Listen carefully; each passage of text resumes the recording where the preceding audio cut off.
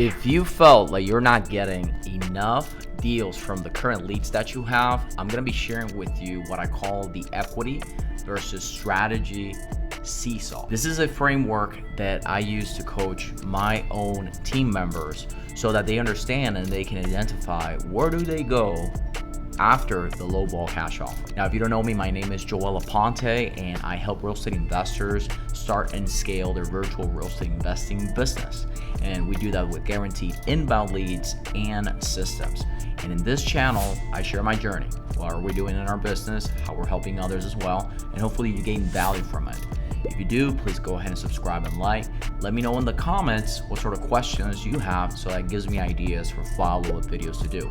Now, with that said, after the Fed increased their interest rates, we saw a shift in market where the sellers were asking for a little bit too much and the buyers were concerned about, well, if I buy this, I fix this, where am I going to end up selling it, and what interest rates am I going to be paying, and what is my end buyer going to be able to afford? In this video, I'm going to share with you a behind the scenes of me coaching my team members on the equity versus strategy seesaw framework. You see, we always start with our traditional cash offer, typically a lower price. Then we move into other types of offers that allow us to get them a higher price. Now, obviously we talk about creative, subject to, but another one that nobody's really talking much about is what we call in our office the equity protection program.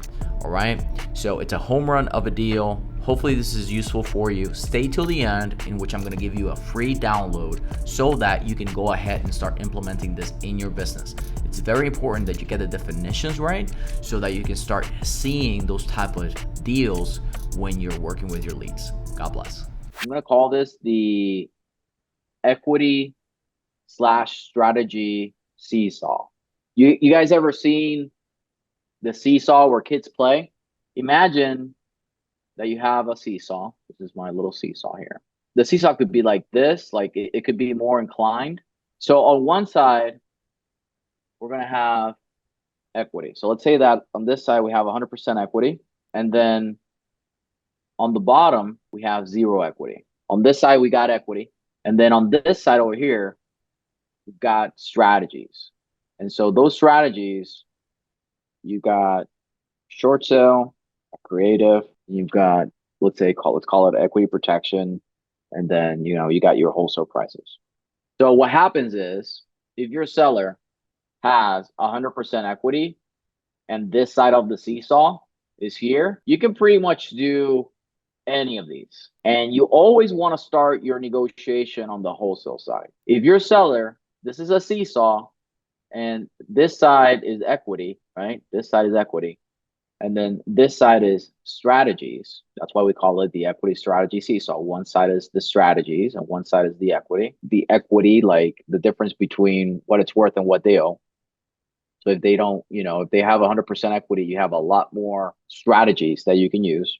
So if they have 100% equity, can we contract the property at a low wholesale price? Yes. Can we sell the property on the MLS to a traditional financing buyer that has VA mortgage, conventional mortgage, FHA mortgage? The answer is yes, we could. It varies on the property condition, but just looking at equity, yes. Could we take over the payments if they have high equity? Let's say that they only owe $5,000 on the house. Can we take over their payments? Yes, we can. If it's 100% paid off, then they can seller finance it to us. I guess is the only thing that, they could be the bank. They could sell to us on payment. If in fact they have a mortgage on it, let's not say 100% equity, but let's say that they have a mortgage on it and they're distressed and the house is in really bad shape and it's underwater because the amount of repairs that it needs, it's upside down. And I've done short sales like this. I did a short sale in small city of the Houston area. It's called, I think that one was in Pasadena. Vacant house. The ex-husband tore out all of the sheetrock. It was literally just framing. The house inside was just framing, and the house was in her name, and she only owed about 30 grand, but the house was only worth 100 and it needed like 90K worth of work. So we did a short sale on all these strategies. Are available. Stop the video real quick. Stop the video. Yeah, this is a back scratcher. I love back scratchers. But what I wanted to tell you about was WiFiFlips University. If you're enjoying this content of this video, I want to help you get your next deal or your first deal with our help. Now, how would you like to get your first or next deal with an active community of real estate investors, step-by-step content, guaranteed inbound leads, and a system, right? An actual system that solves the roller coaster of real estate investing. Now, we all know and we hear the typical complaints from real estate investors. I don't have the right leads. I don't have enough leads. I don't know how to talk to them. I don't know how to convert them. I don't know how to analyze them, blah, blah, blah, blah. Well, we fixed that very affordably at the WiFiFlips University. So I invite you to just go to WiFiFlips.com/university, and you'll see a page there in which you'll be able to see what we have to offer. And I think you're going to like it a lot. So enjoy the content. God bless. Right, all these strategies are available if they have 100% equity. Now, on the other side, this is probably the ugliest seesaw that you've ever seen. But that's okay. On the other side, if in fact there is zero or even negative equity, the only thing you can do is a short sell, right? So we're saying that whatever is above the area of the seesaw, maybe I should have just drawn this a little bit wider or whatever, but whatever is like above the seesaw, it could be worked, right? If this thing is freaking upside down, meaning it has no equity or even negative equity, the only thing that could be used is short sell. It's like, listen, you're upside down, you're behind payments, it's upside down, we could do a short sell. Now, does that mean if in fact we turn it a little bit, just like a seesaw, could I do some creative? Yeah, I could take over payments. I could do a short sale, depending on the situation. I'm just teaching you the concept right now, right?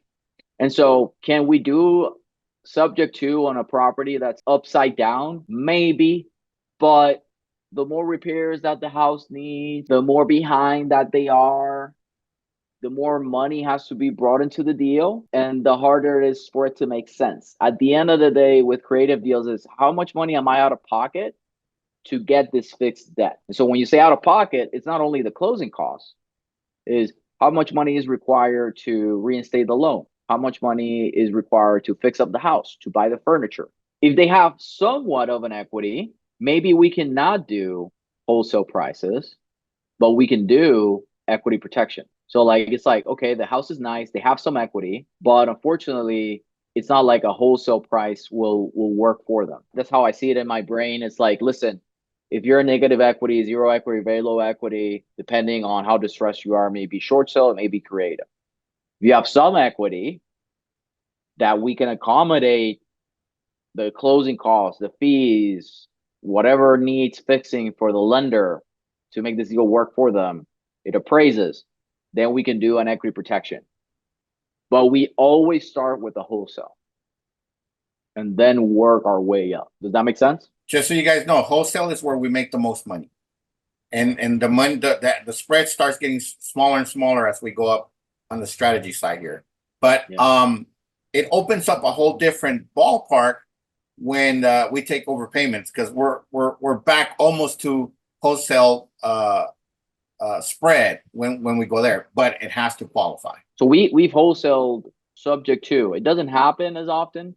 Typically, the profile of that seller is that they've listed, they've tried everything. That's typically the profile. I'm not saying that's always going to be the case, but typically they've exhausted all options and they need to get rid of this house. We always start, the Bentley script is designed to start a wholesale. Then you're working your way up to equity protection. Oh, that might be an option. Well, I'm confused, Mr. Seller. None of this is working.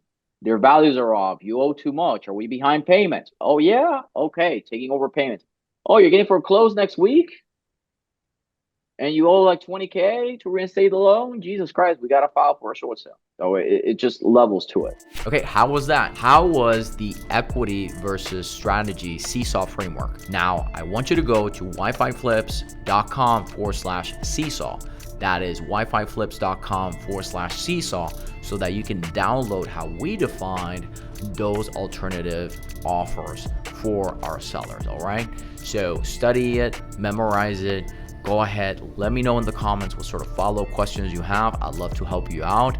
And again, my friends, remember that we make the money on the buy. We got to get our systems and our deal flow consistent so that we can actually thrive in real estate investing. God bless.